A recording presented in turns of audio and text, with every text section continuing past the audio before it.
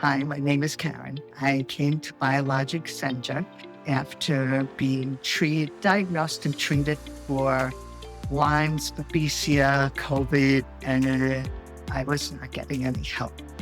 A year later, I still had brain fog, muscle joint swelling, memory, dizziness, fatigue. I failed the pre-op and they told me I was heart failure.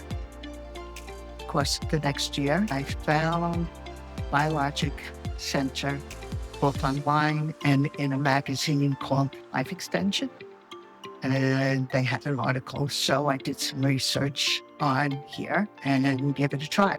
I came February of 2025. April, I started coming around. By June, my brother visited, and the second day he was there, he looked at me and said, "Karen, you're back." It was such a nice feeling. I can do everything now. Just amazing. The people here, it's so much more. It gave me my